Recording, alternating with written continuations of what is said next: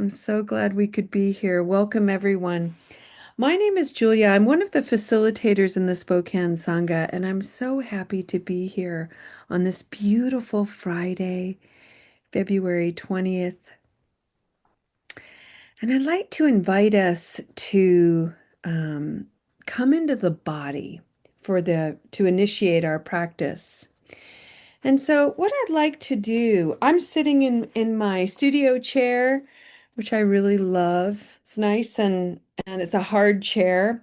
And so I'm going to sit right at the edge of my seat and sit nice and tall. And I'm noticing as I close my eyes in my body that my feet are in a bit of a rebellious mood. They don't want to be flat on the ground. Curious. So as I sit and I notice the 90-degree angles in my body, so the way I'm sitting at the edge of my seat, my core body in relationship to my legs is at a 90 degrees. My knees are bent in such a way that my calves in relationship to my thighs are at 90 degrees. And if I were to continue with this theme, my feet would be flat on the ground so that my ankles could be at 90 degrees. But my feet are feeling rather twitchy and they don't want to be like that. So I'm noticing that and I'm just allowing my feet to pedal a little bit. I'm lifting up my heels and bending them down. It's changing the degree of my knees, but that's all right. And it's all right because I say so. It's my body, and this is what my body wants. So I invite you to come into relationship with your body and see how your body would like to practice today, and let it be all right. Invite it to be perfect. Maybe you need to lie down. Maybe you're sitting in a chair where you need to be a bit reclined. All of it's perfect, friends. However you want to be today is just wonderful as long as you acknowledge that this is how your body wants to be. And then once you find a degree of comfort in your body, see if you can turn a gentle gaze inward. And by this, I simply mean to bring your attention to the body, to the mind, to the heart. Just turn down the distractions if you can. It helps me to close my eyes. As I said earlier, I'm in an art studio right now. I'm in my art studio, and my art studio is always a mild disaster area. I'm a highly creative person and I'm pretty productive, which means there's always something in process, which means there's always some mess associated with it. And so I have to kind of find a place that's tidy. And sometimes the only way I can get there is to close my eyes, turn down the distraction. So if it's comfortable for you, close your eyes or at least turn your gaze, put your gaze upon something that's calming and beautiful. It could even be a resting posture of your hands. And then allow your body to breathe. It's already been breathing, but bring your attention to it. Bring your attention to the way your body is breathing. No need to change anything, just notice. Breathing in and breathing out.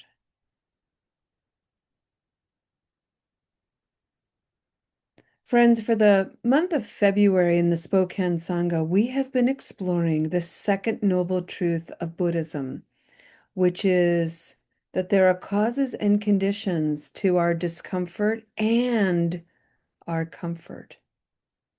That second part is often disregarded in the discussion of the First Noble Truth. The First Noble Truth, in its traditional form and presentation, is to emphasize there is suffering, there is discomfort, there is misery. As this practice has come alive in me over the years, it's been very important for me to include the things in my life that are also sources of comfort. And the reason for that is a bit paradoxical, and that is that sometimes the things in my life that bring me comfort can become sources of discomfort. So I have to watch that. And for me, it helps to say it out loud. The first noble truth, there is comfort, there is discomfort and comfort. There is unskillfulness and skill. There is shadow in my life and light. The second noble truth recognizes there are conditions and causes for both. The third noble truth says, we'll talk about this in March, when we understand those causes and conditions, we can bring ease to whatever is causing us discomfort, and we can bring understanding to whatever is bringing us comfort so that we are no longer habituated by clinging or aversion.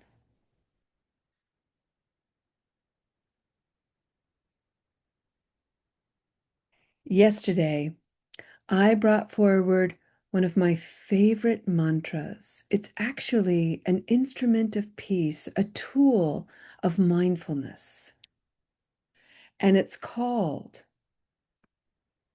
I have the capacity to. I have the capacity to be highly skillful. I have the capacity to be unskillful. I have the capacity to be wise. I have the capacity to be confused. I have the capacity to be greedy. I have the capacity to be abundantly selfless. I also brought forward the 5 precepts that we take as lay Buddhists, which is to abstain from killing, stealing, lying, misconduct in the way we relate to one another sexually or otherwise, and abstaining from taking intoxicants. I have the capacity to do all of those things. And yesterday I shared with everybody my capacity to kill. I kill bugs sometimes. I'm not proud of it, but I do. I kill microbes and all kinds of organisms simply walking on the earth. I kill them while pulling up vegetables from my garden. I have the capacity to kill all kinds of living beings by virtue of driving my car through the exhaust or accidentally running over things. So while I aspire to abstain from killing, I also have to acknowledge that it happens in my life. What do I do with this paradox? That is the question, isn't it? What do I do when I don't meet the goals of my own aspirations? Yesterday, I shared with um, my capacity to steal.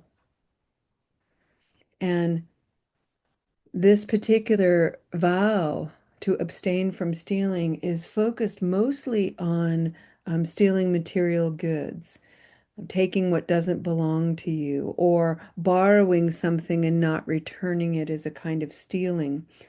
But what I'm guilty of in terms of stealing is my capacity to steal another person's time and attention. I can become so insistent on my perspective that I can waste other people's times. I can not let people share. It's a kind of stealing, and it's unskillful. And nevertheless, I possess that capacity as a full-blown human being. So I want to understand how these capacities live within me. I want to understand the causes and conditions.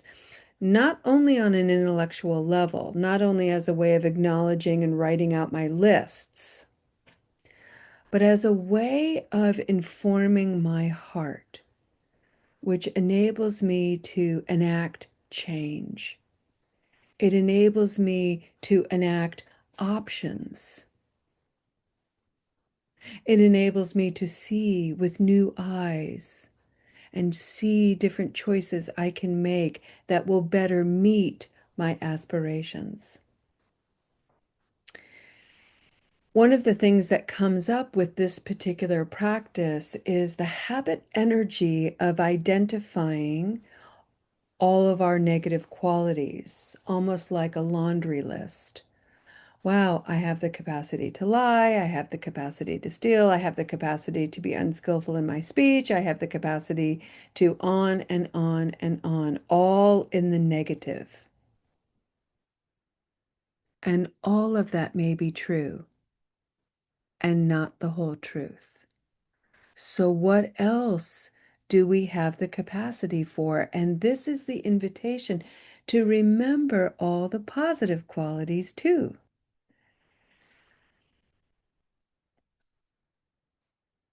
While I have the capacity to steal someone's time, usually because I'm feeling indignant or righteous, I also have the capacity to be aware.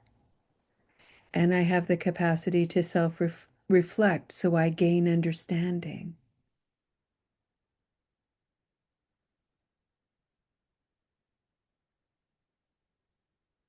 I have the capacity for greed, one of the greatest aversions in the Buddhist practice, because greed is a very, very common narrative that promotes a scarcity mind.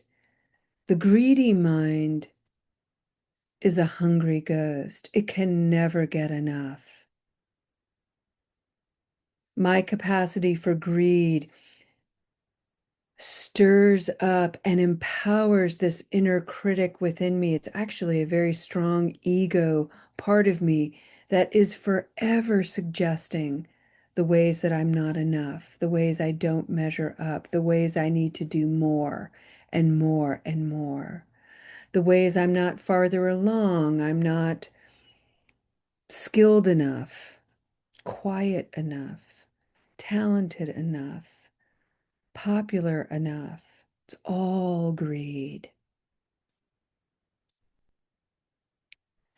And why this is important to understand is because without it, I fail to recognize my capacity for magnificence, my capacity for abundance, my capacity for leniency and forgiveness, my capacity for enoughness.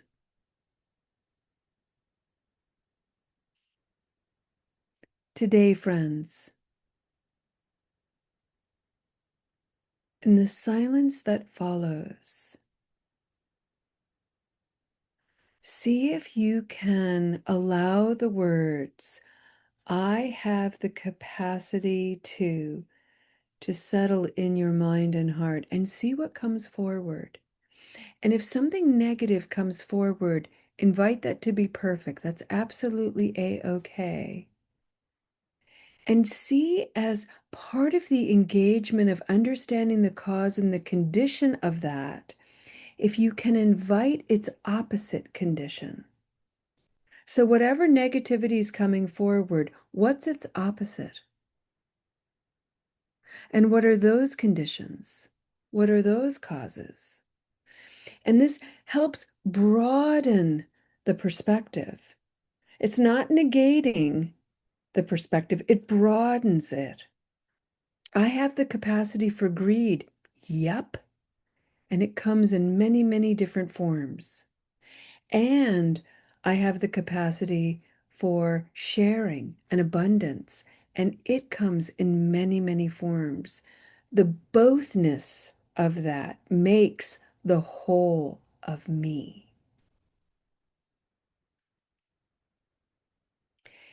And in my understanding of both,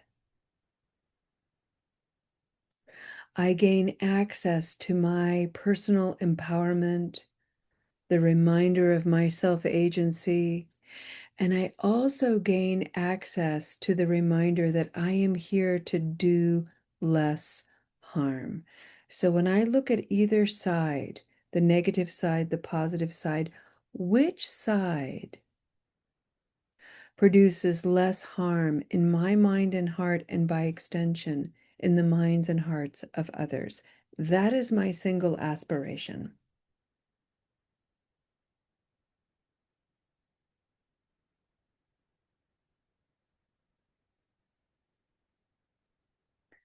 So for the next few moments,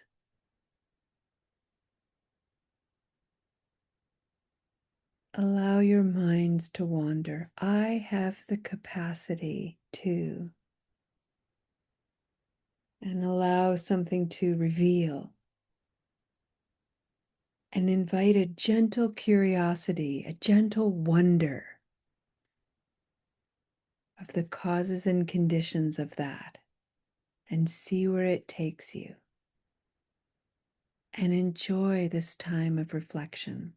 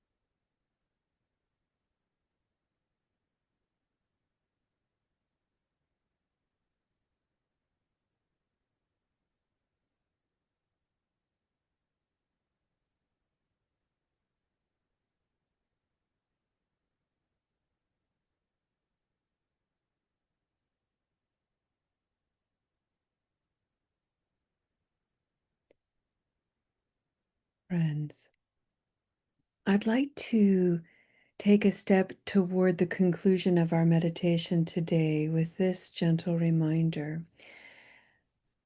I often hear on the journey of recovery that it's a marathon, not a sprint. And even that dualistic setup is flawed, in my opinion, and certainly in my practice, because sometimes I like to sprint, and so I do. And other times I feel weighted down by the slog of this journey. And I wish I was, moving a little bit faster. And what I've learned to do over the years is just recognize that there are different seasons that arise for me. Sometimes I'm quick and I've got this energy and I can sprint and I can have these bursts and I make great headway and it's amazing. And then there are other seasons where I have to slow down inexplicably. And rather than resist that and try to tell myself, "Oh no, I should be sprinting," or re, ugh, I'm back in this sloggy, feel like I'm walking with cement shoes and I'm just grinding along every step. And I got that uggy feeling. I've practiced. Ooh, remember many of you have heard this instrument of peace, the ugh to ooh practice. Ugh, ooh.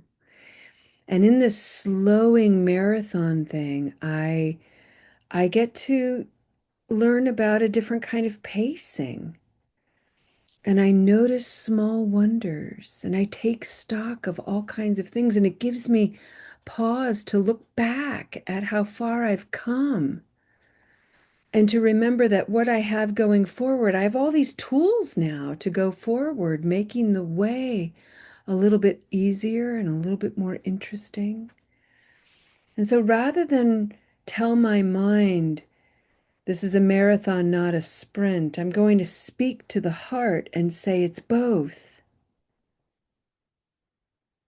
And my job is to meet myself where I am with loving kindness, understanding that comes with compassion, maybe a sprinkle of joy, and then I'll feel that spirit of equanimity that brings with it a really profound sense of freedom. This is a practice, friends, and practice makes practice. Thank you, friends.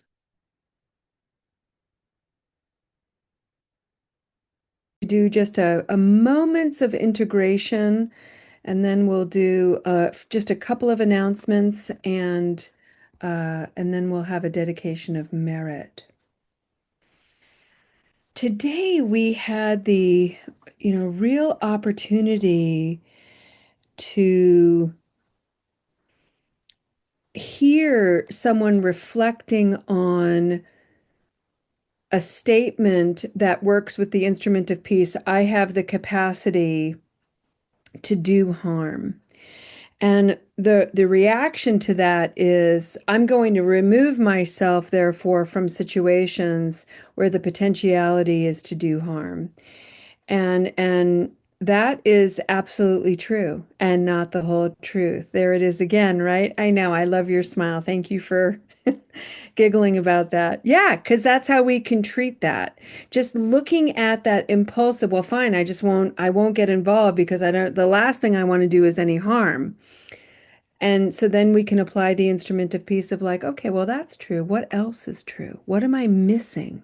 Because there's a potential that I might be missing something. So here's the missing piece. Remember that when we deny ourselves interactions, not always, but often, we deny ourselves opportunities to practice. And that is self-harming.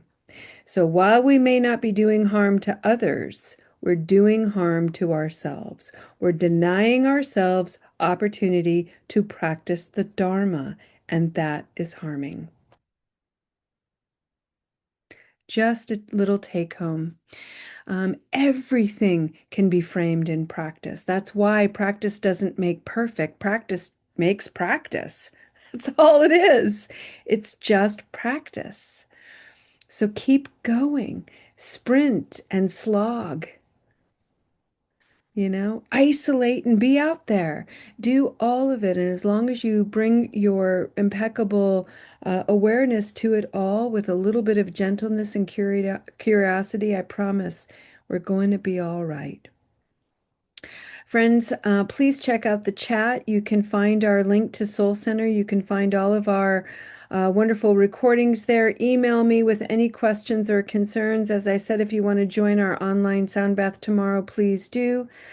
We don't meet again for SatiSeva until um, March, the Sunday, the first March of Sunday. I think it's actually March 1st. So we'll have a 90-minute practice for that. And next week, we'll continue with our exploration of the causes and conditions of our misery and our comfort. So may you go into your day just full of light and curiosity. And let's bring ourselves back to a posture of presence so that we can create a dedication of merit. I did not punctuate or begin our practice with a sentiment of metta. And so I'd like to share one with you today. I'm a textile artist and I create all kinds of sewing things and I hand stitch little messages. This one says whisper beauty. I don't know if it's showing it right side right. Can you all see it? Yeah. So, whisper beauty. I really love that sentiment. And I'd like to end our practice with this as a dedication. May you go into your today whispering sentiments of beauty. I have a precious human life. Look at other people. You have a precious human life. I have the capacity for enormous impatience and patience. You have the capacity for enormous impatience and patience. Whisper this to yourself, just under the breath, and may it catch a spirit, maybe even a sprite, something with a little bit of mischief to spread some beauty. And you can do this, whispering this by having a simple presence, having a gentle gaze, by connecting yourself with one another, because just like me, all these people we encounter in our days are more similar than not. When those cravings arise and the fear and the impulsivity and the reactivity join hands, whisper beauty to that arising. I see you. Psst, hey, I see you. I know you. We're gonna be all right. What we're doing is enough. Allow that to flood your body, become your presence, and heal the world. Thank you for your beautiful practice today, friends. Have a wonderful, wonderful afternoon, a beautiful weekend. We'll see you next time. Namaste.